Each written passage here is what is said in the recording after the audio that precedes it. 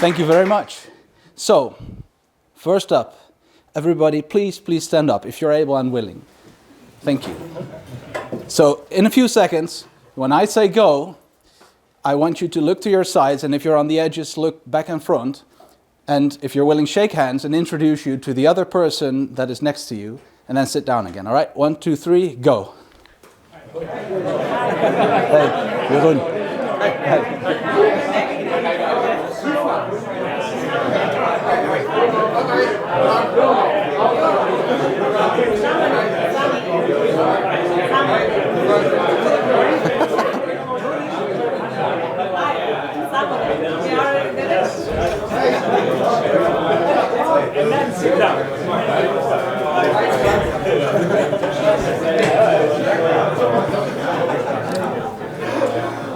Awesome.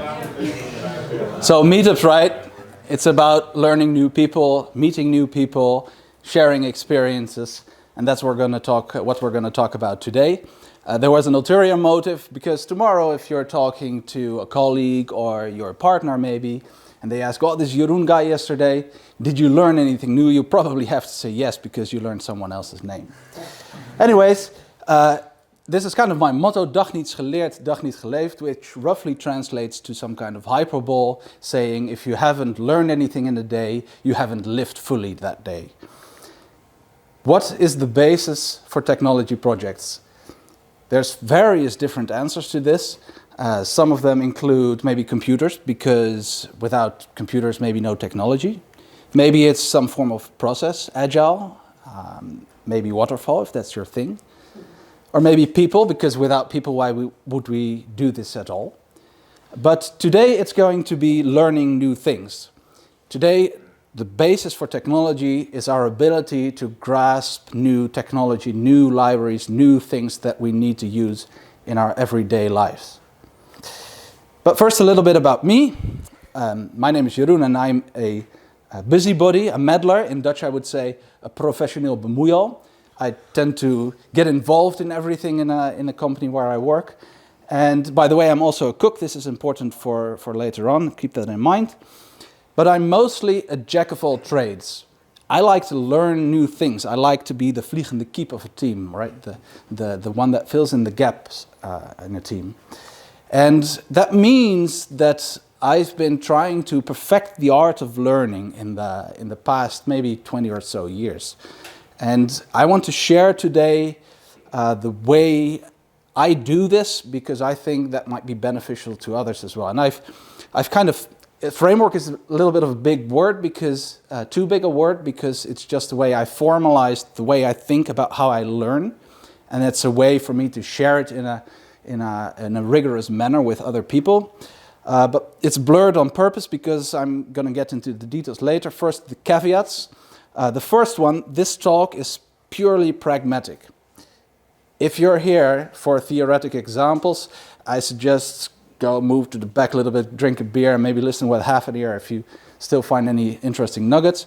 It's going to be about pragmatic advice. And funny thing is that I think DomCode here, the last one, was also a really great talk by a German guy that shared his experiences. It was called "Help, I'm Now a Manager." This is a similar kind of talk with my experience, which might be helpful to you as well. Second caveat, it's about active learning. No worries, I'm not going to tell you how to read a book. I think you can all manage to do that. I'm not going to tell you where to find video courses or how to find a good university. This is about you being active with your learning, about doing things that help you learn new stuff. As a bonus, it's also useful outside of technology, and I will try to demonstrate that today as well, just to spice things up a little bit. A little bit of a note as well on this terrible English word, conscientiousness. I had to look up what the meaning was. I'm going to read, this is the only slide I'll read. Conscientious people are usually careful or diligent. That kind of describes me. Wikipedia goes on to say they are also less likely to engage in antisocial and criminal behavior. So I'm happy to inform you that I am not a criminal. However, I think that's how logic works, if you are not a very conscientious person, you are most likely a criminal. Anyways, I would like to convince you today that active learning works best if you're diligent about it, especially in technology. So most of my advice gets multiplied, if you will, if you do so in a conscientious manner, in a diligent manner. And my goal today, obviously with all of this, is to inspire you to learn in new ways, to try to maybe mimic these ways I do things. Maybe you've been doing them to a certain degree already, but you can get some nuggets out of here to improve on that. So, to this framework, big word, right? This is how I envision active learning in technology. In the center is you, a jack of all trades, because if you know 0 more skills, I think you're a jack of all trades. And then in the outer edge are, let's call them satellites, methods of learning. I'm going to go through all of those methods that are specific to our field. Let's see, we're going to go through unit testing, questions, writing up issues, reproducible scenarios, examples, teaching, and exploring. And I'm going to touch upon some specific points for each and every one of them. There's also a kind of a gap, and in an earlier iteration of this presentation I already put in there that's a gap that's related to empathy, and then it's not so much empathy. No, the gap is what prevents you from actually using these methods. And it's my idea that you need to practice a raw form of empathy, so not kind of the moral kind of empathy or the feeling-wise empathy, but the raw empathy with the literal meaning where you put yourselves in someone else's shoes. And this is really important in active learning, especially if you're doing this active learning on your own, not inside of a group. And I'm going to explain for each and every one of these 7 how that matters so much to me. All right, so let's talk about these different ways of learning. First up, unit tests or tests. If we are testing something and we want to learn, not just find an answer to a question we have, I think you should test your assumptions. Do not test the library, do not test the technology, test your assumptions about the thing. Right? For example, here is different kinds of hamburger buns. I love hamburgers, and I had this assumption that the outer layer of a hamburger bun, that would affect how you would experience the hamburger, right?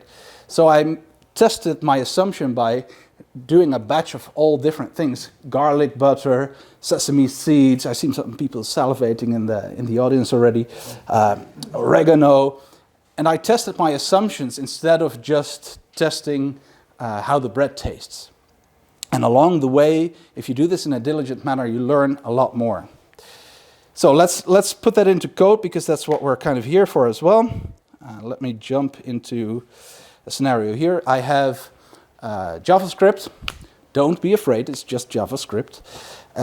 And date times in JavaScript are horrible. Yes, they are horrible. So there's a slightly less horrific thing in JavaScript called moment.js, and let's use tests. This is how I would actually start to learn a new library, and suggest you do so as well. And write a spec in Jasmine. It's the unit testing framework for JavaScript. And let's say we assume that we should be able to create a moment. So let's say we create, is it readable in the back, by the way, Jorov? Can you read it a little bit bigger? There we go. See, it's at the front, so if you really can't see, come up front, thank you. So let's say right now is a new moment. This is how you invoke the library and create a new instance. And we can expect this now to be truthy, which is JavaScript's way of saying, well, it's something, I guess, to be truthy. Let's go into the console and try to run this spec. Let's see, npm run 01. Let's see, and it says 1 spec 0 failure. So hooray, our assumption holds. Right, this is just a start. Let's write a new spec. Let's say spec should be able to talk about beer. Let's spice it up a little bit for the demo, but normally I would do it in a more diligent manner, I guess. Let's say we have the talk, which is right now. And then we have beer afterwards. I hope it won't take as long, but let's say we do it in 1 hour. And I would have, on my second screen, I would have the documentation open, right? And I would iterate on my assumptions and save these specs. And let's see if we can see if expect that the beer.hour afterwards to be talk.hour plus 1. And I would run this spec and I would probably see, oh boy, a failure. That's what happens. You make assumptions about the library. This could happen in your production code, but if you're learning, if you're actively learning and you write a spec against the library and you test your assumptions, you will find out after some awkward figuring is that this spec is wrong, you might delete it later even, and that you should actually say should be mutable. Because, like I said, it's slightly less horrific. It's a structure that can be mutated. So if you say now dot add 1 hour like we did before, and we save how many hours we have before and test afterwards, we can say expect now dot hours to be, let's see, greater than hours. And this assumption didn't hold, so we can either invert it or delete it. So let's see, we've changed our assumption, and now we have 2 succeeding tests. Right, so this is kind of small, but it's for if you want to look at the code afterwards. It's what we've just written. The thing I'm trying to get at here is if you're learning about a new library or a new technology, I advise you to, if you're able to, grab your testing framework of choice, which for almost all situations you have, and test your own assumptions to see what holds. Because if you write the code, if you write those specs, it will sink in much more.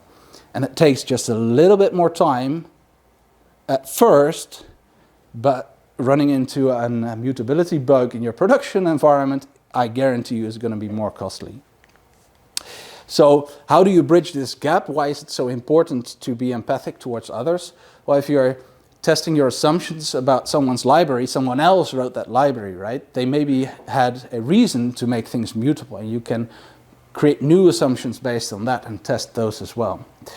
It also helps you write the right tests, to think of the right assumptions to make about how a library works. Second one, questions. And very corny, sorry, but it is about the journey, not so much about the destination. Everyone probably had that situation where you run up to a colleague and you say, hey, I have a question, and I blah, blah, blah, and I did this, and then I did, oh, never mind, I don't have a question anymore. Right? Recognizable, you answer your own question. It's about the journey, that's where you learn. Sometimes you can just ask a question and you get the answer, but then you haven't learned anything except that answer. For example, I asked myself this question. I had a recipe and it said bake potatoes in the oven on salt. And I wanted to understand why this was advised. So I go ask the question online, but I put in all my research as well. I don't think it's readable, but that doesn't matter. That there's all sorts of research I've done while coming up with my question. And that research, that is what actually gives you the learning effect. So I advise you, if you're working on code, here's an example for code. I asked a question about some JSON converter in C#, and it was a pretty extensive question because I wanted to grasp, even if I was also interested in the answer, I wanted to grasp how this library works. And I think if you're working day to day, it helps us to sometimes be a little bit more diligent. Take a little bit more time and write up a really good question, or give your colleague a really good question. And that brings me to that gap, and the reason I think empathy is important here as well, because for one, you're saving other people's time, especially if you're talking to people whose time is precious. For most of us, that is probably true. Thinking about your question in a diligent manner helps you to learn, and it prevents wasting other people's time. And if you post it online on Stack Overflow or in your Slack or in Jira or whatever, and you get the answer there, and it's also documented in a way that it can help others.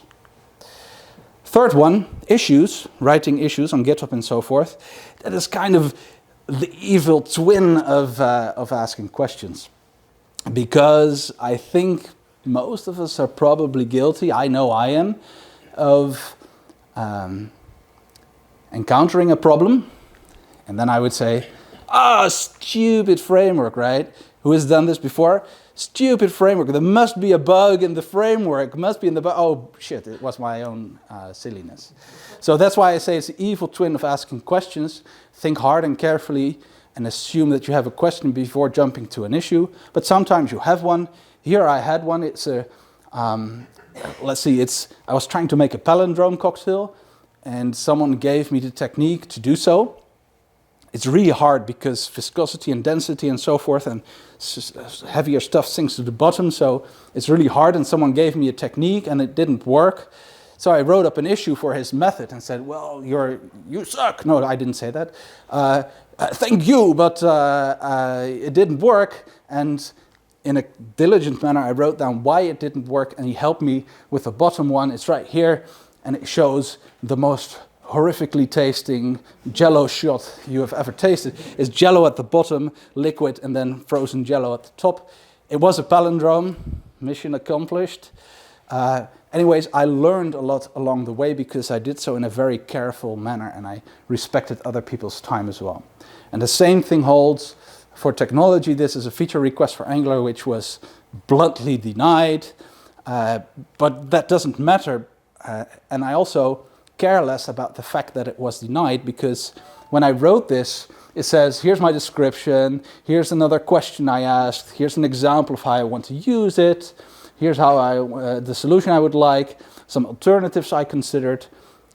If you do all this, it seems like so much time when you're just asking, hey, can I do this thing?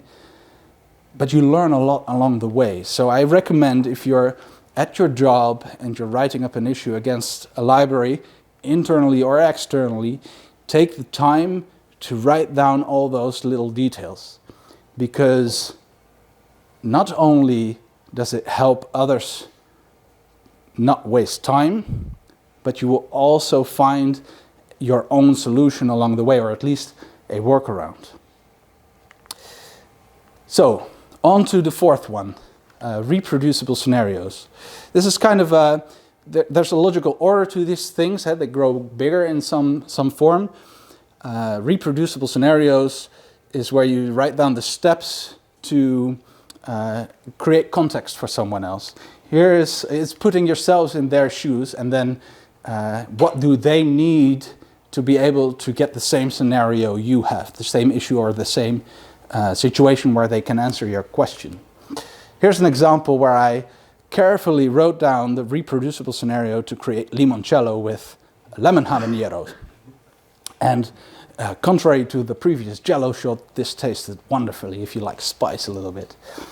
And I logged down all the steps, maybe not so much because I wanted a recipe or recreate it later, but because I wanted to learn how do you create limoncello, what is the effect of all the different things, and really learn how this process works. A technology example, more or less, this is a picture frame with a picture of a picture frame with a picture of my grandfather. And I think I'm allowed to abuse technology like this because I'm a millennial. Because I'm a millennial, my grandfather was about 70 years old in the late 90s. And bless his soul, one day he called me and, Jeroen, help. My printer, it's messing up my euro signs. 1999, his shopping list, his grocery list is going to hell. He cannot use his shopping list anymore. I don't even know what it was exactly. He had all his groceries summed up in some MS-DOS-based word processor. He talked me over on the phone and explained to me what the problem was. I didn't understand him, so I went over. And sure enough, I see something like this. This is reproduction. So, okay, nice. Well, show me. Look at the document, MS-DOS word processor looks nice. Everything looks in order. The gehakt is there. All the things are there. And okay, show me more. He's printing the thing, but he takes out all the paper except one sheet, and it goes through. And I want to grab the sheet, but it goes through again. And when he gives me, I see this. What did the genius of this man do? Because when I looked at the reproducible step with the page that went through 2 times, he used a fixed width font in his MS-DOS word processor. And in the spots where there had to be euros, there was a capital C. And on the second page, using tabs and spaces, was an equal sign. But printers in the 90s, they are not so great. So what happens, it gets, every time the artifact is different, the equal sign that you see here is kind of jumped. If you look really carefully with the euro sign, it's not an equal sign, but it has to be slightly skewed. What the thing is here is we are all my grandfather. We do this all the time. You all snicker a little bit, and I also laughed at my grandfather. But we're using our PHP library. We're using our JavaScript framework, and we're cursing the framework because of the outcome. We've probably caused it by doing something that is silly, but we don't see it silly. And to my grandfather, he thought he was the most brilliant person in the world, and in some sense he was. The reproducible scenario, if he would have only seen that, if he explained the steps to me, that he would have found his answer himself, and also given me a way to not come over but reproduce it at home, but then I wouldn't have had this fantastic story, of course. So, reproducible scenarios, I implore you, this is a fantastic way to learn new technology. If you have a problem, if you have a question, write down all the steps to get to that context. Because then along the way you will see either the genius of your solution and or the silliness of the steps that led you to the end result. Examples. Many people will probably have heard at some point, I'll throw together a quick example. Maybe you've even said it. Wrong. Examples should be exemplary. Examples should be exemplary, especially if you want to learn from creating an example. For example, I wanted to create spaghetti bolognese, and I wondered, how do you make an example spaghetti, an exemplary example of spaghetti, because I want to really grasp how to create such a dish. And this is the example that I wrote down. I made this giant spreadsheet of all the recipes and then all the ingredients, and I made a pivot table and counted how many times the ingredients would appear in all the canonical recipes, and there's some kind of moments of Italy that was considered the canonical thing. And doing all this in this manner, I will never forget how to create a spaghetti bolognese, or ragu bolognese, I should say, because you probably also should make it with tagliatelle if you're in northern Italy.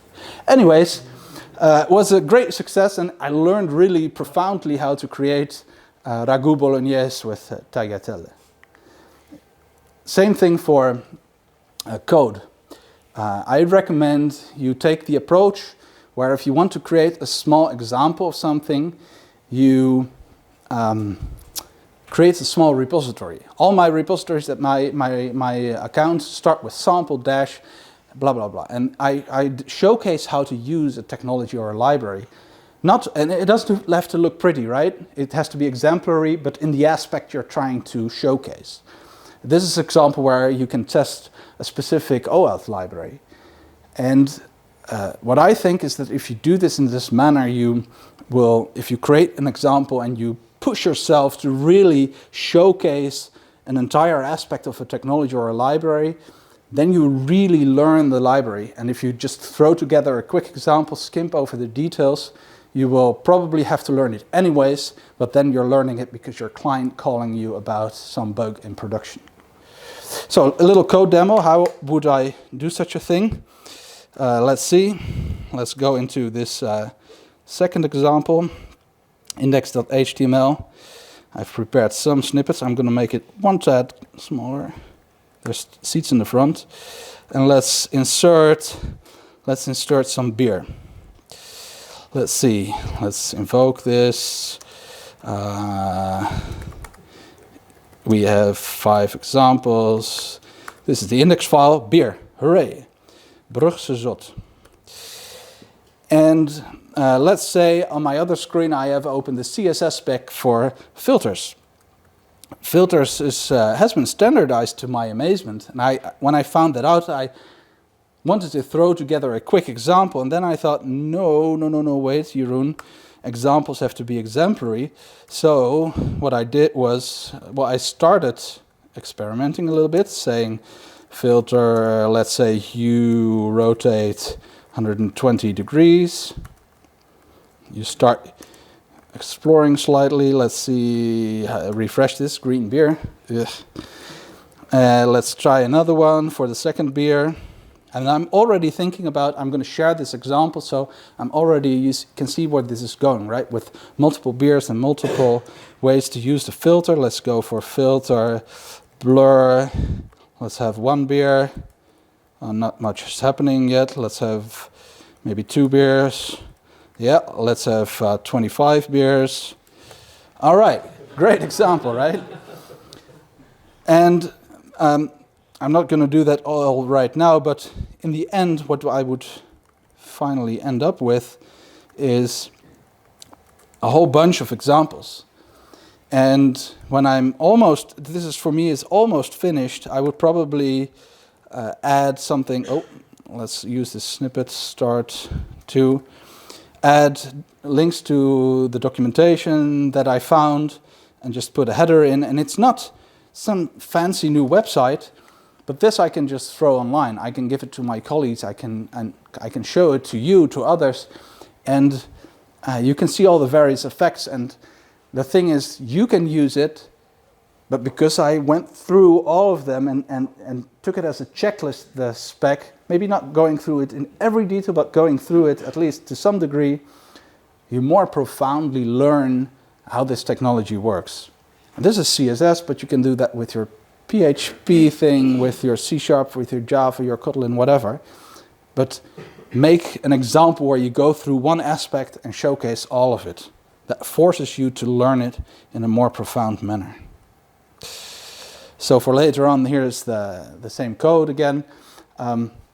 Bridging this gap, examples, if you at least pretend you make them for someone else, then you will force yourself to think about their situation, their frame of mind. And that will force you to really think about all the different steps, and that forces you to learn a whole range of things instead of just that thing you threw together. Teaching. So, teaching, if you want to get good at something, start teaching it.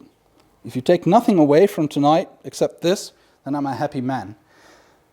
Here's an example with cooking. This awkward looking shot, again booze, sorry, is called the brain hemorrhage. It actually tastes great in a weird and funny and awkward kind of way. A friend of mine asked, can you teach me how to make a brain hemorrhage, an alien brain hemorrhage, in fact, where there's also blue curacao in there. Oh, it's red here, it's showed a little different on my screen. And I couldn't, but I said, yes. I'll teach you. I confessed that I didn't know how to make it, but I said, I'll teach you anyways. The thing is, the moment you promise someone you're going to teach them, you will have to go through all the basic steps and the basic recipe. And if you've confessed you don't know how to do it yet, you get away with just a basic level. I would do this with technology just the same. We organize a lot of dojos where we would just say, I don't know this technology yet, but you come in, and we can teach you how to use this framework or this library. And you just confess, we don't know it yet either, but we'll research some kind of a startup or make a small lesson. And then creating the lesson, that's where you learn. That's where people learn the most. So I recommend doing that maybe for the public, but you could also do it for colleagues internally and say to them, well, this technology we're going to have to use, let's not try to what the saying is, if you don't let developers experiment with technology in playgrounds, they will experiment with technology in your production code, right? So that's a way to convince your boss. Create a playground, do the research for your colleagues that have maybe a little less time or a little less interest in that technology. You learn the most and you bring it for them as well in a more condensed manner. So if you practice the raw literal sense of empathy again, you bridge the gap with others, you put yourselves in their shoes, and that's really needed to be a good teacher. And this also makes you a better student. You learn more about the technology if you envision yourself teaching it to someone else. So again, if you take something away from tonight, tomorrow if you get to work and you had this idea maybe lying around already, send your colleagues an email and say to them, I know nothing about this tool and I'm going to teach you how to use it. You'll at least get response, and probably happy response as well. So, final item, exploring. And this is kind of the gateway drug, I would say, to the other 6. Don't do drugs, kids. But a gateway to the other 6 satellites. It's my favorite and my least favorite one of the 7. We humans are really good at exploring because it's unstructured, and that makes us superior to computers, of course. But it also constrains you in a certain way because you don't dive really deep. So I see it as a gateway to the other 6 satellites. Before I explain in detail what I mean, let's look at an example. I was exploring for cooking ideas and someone asked, is it possible to cook a fish in the dishwasher? And that was my gateway from exploring into creating a reproducible scenario. So I wrote that, I'm diligent, right? I'm conscientious about this. So I wrote down what I bought, how much the fish weighed, what I used for herbs. If anyone has some tips, they would be most welcome. Ziploc bags, dishwasher type Bosch SGS 55, only sold in the EU. And I wrote down how I put them in Ziploc bags and how I put them in the dishwasher. And then I noted 137 minutes, which I now know is way too much, 70 degrees, because I didn't want to get salmonella poisoning, which is also way too much because, yes, you can cook fish in the dishwasher. It actually comes out overcooked. What is the point of all this at a DomCode technology conference? Well, the thing is that you were exploring, you found this crazy new tech, and you start diving deep into it. You use it as a gateway to one of the other 7 items. Create an example of how to use something. Start teaching this crazy new sous vide cooking technology to someone else. So, code demo. Going to jump to JavaScript again. Don't be afraid, because a lot of people at least have some basic knowledge. JavaScript, for better or for worse, is becoming a little bit more of an object-oriented language. We now have classes, we've had classes for some time, and TC39 is, a consortium or a set of proposals to improve things in JavaScript, and one of them is private fields, because we don't have them just yet. We did not have them just yet. So let's look at this code, let's zoom in a little bit more. We have here a JavaScript class, and they have this really nice, completely weird way of saying things. Let's first create my public field is the mic, my pub is mic, and this is the way you say something is private with a hashbang. So my private equals Ryan, and I'm exploring right now, right? I'm looking at the proposal, how does this work, how does this feel? My VS Code gives a little squiggly. Let's also make an old school getter. Let's say backdoor, and we return with a backdoor getter return, if I can type this, dot my private, and VS Code is cuckoo bananas for this. Anyways, we create an instance of the class, and let's log thing.mypub. Let's log thing.myprivate. Let's do it like this. I know this it's wrong, but I'll show you in a minute why I do this. And let's log the thing.backdoor. Okay, let's go here, let's clear the screen, and let's npm run example 7. So it says mic undefined Ryan. So I've been exploring. Mic is a pub. Yeah, that's nice. My private, it doesn't show up. And the backdoor actually gives me access to the private variable again. I could have done this, which is kind of makes more sense to see what happens, but then Node will crash and burn horribly.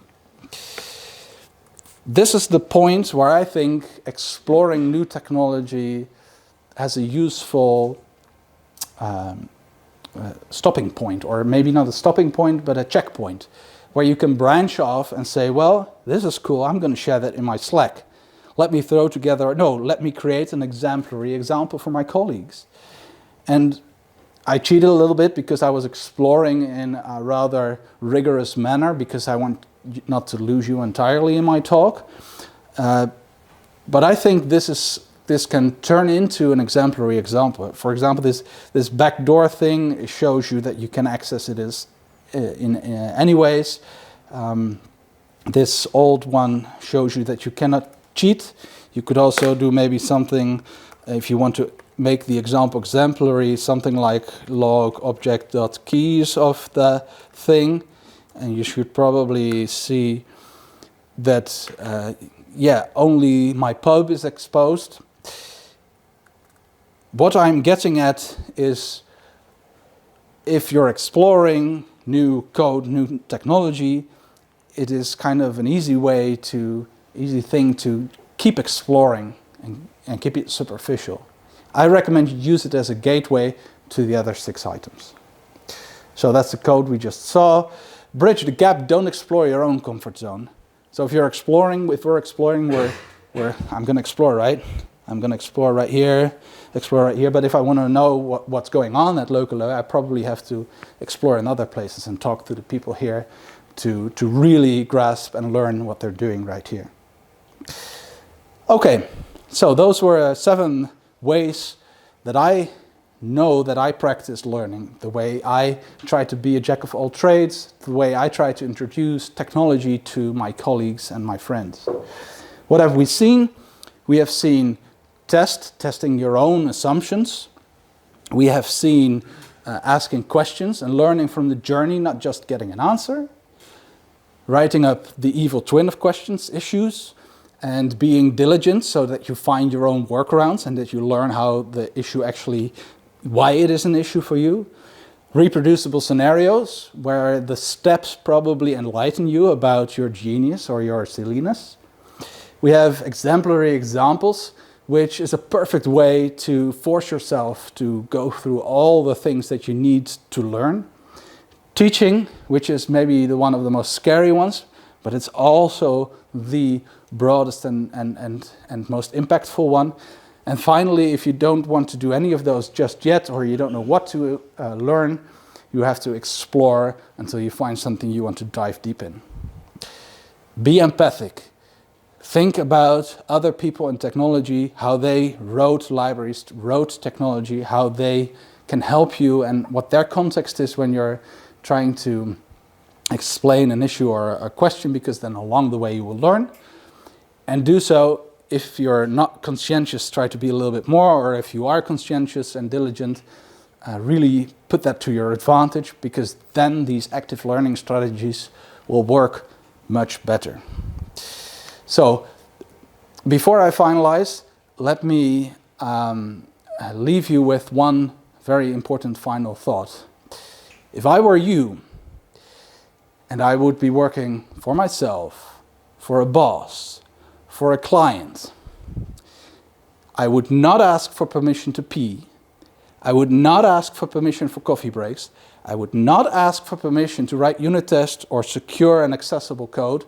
And I would not ask for permission to learn about the technology you're using in production. And remember, dag niets geleerd, dag niet geleefd. Thank you for listening.